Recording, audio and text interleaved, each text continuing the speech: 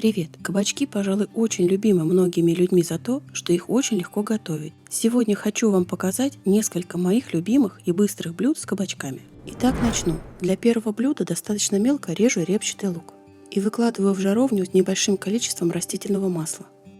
Туда же отправляю достаточно крупно нарезанную морковь. Молодой картофель я тщательно помыла, но кожицу все же решила снять. Удаляется она очень легко даже руками, но можно немного поскоблить ножом.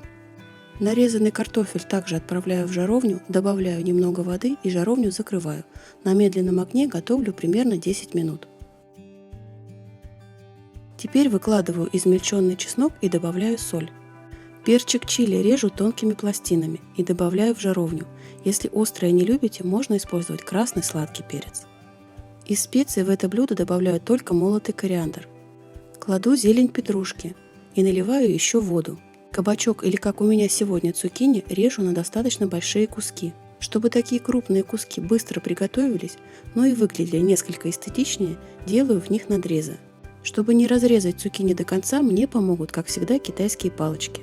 Выкладываю нарезанные цукини в жаровню верхним слоем и немного досаливаю.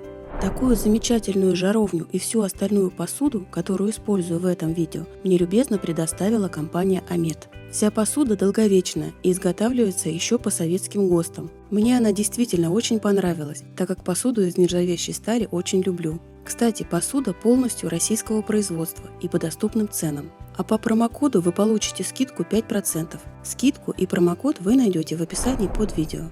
Итак, в закрытой жаровне цукини готовились ровно 10 минут, как бы на пару. Такое жаркое можно подавать как в теплом, так и в холодном виде. Овощи не развариваются в кашу, остаются аль денте. Чуть сладковатые хрустящие цукини и замечательная острая картофельная подлива. Для следующего блюда на мелкой терке натираю репчатый лук, а также чеснок и половинки помидор, что легко освобождает помидоры от кожицы. Получившуюся кашицу выливаю в глубокий сотейник.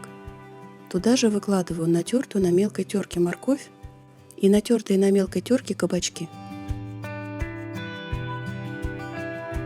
Закрываю сотейник крышкой и ставлю тушиться на медленном огне примерно 20 минут. Овощи перемешиваю, по вкусу добавляю соль и черный молотый перец. Оставляю тушиться еще минут на 15.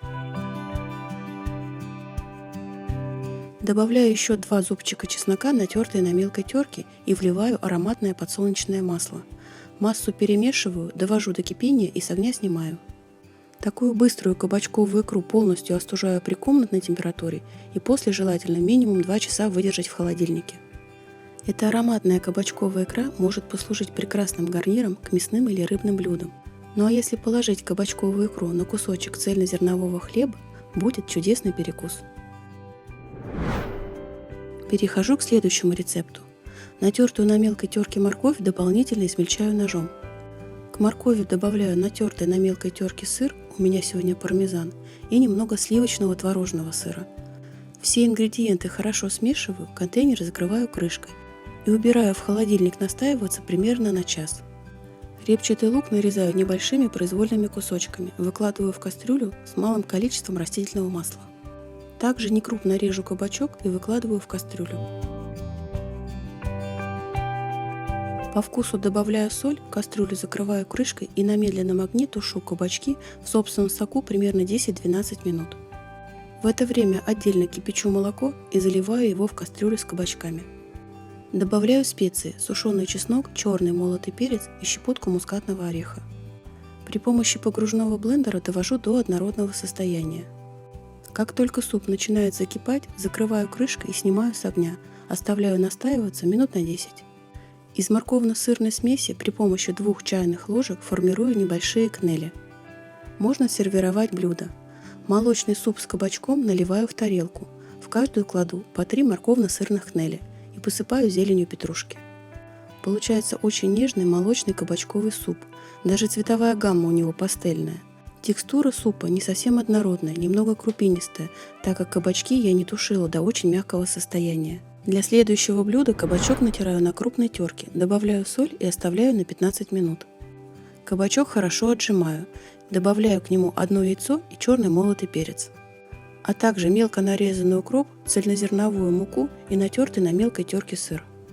Все хорошо перемешиваю. Сковородку смазываю каплей оливкового масла.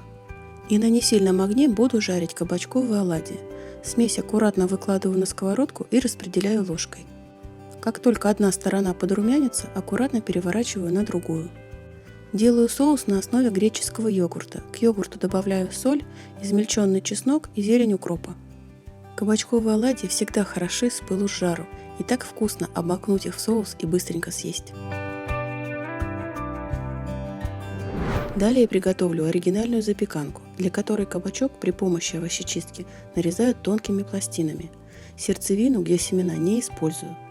Дно формы для запекания закрываю пластинками кабачка, обязательно оставляю длинные кончики для краев. В заранее отваренный почти до готовности булгур добавляю измельченные вяленые томаты и яйцо. Половину этой смеси выкладываю на кабачок. Говяжий фарш обжариваю на сухой сковороде без добавления масла. К фаршу добавляю измельченный чеснок и специи, черный молотый перец, семена кумина, растираю их между пальцами, и соль. Фарш довожу до готовности. Выкладываю его следующим слоем. Теперь оставшаяся смесь с булгуром. Начинку закрываю свисающими хвостиками кабачка, которые я оставляла.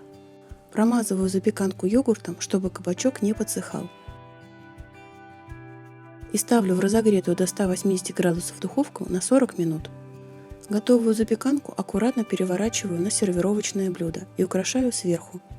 У меня сегодня половинки помидоров черри и листья петрушки. Выглядит такая запеканка очень эстетично, и при этом это очень вкусное и сытное блюдо.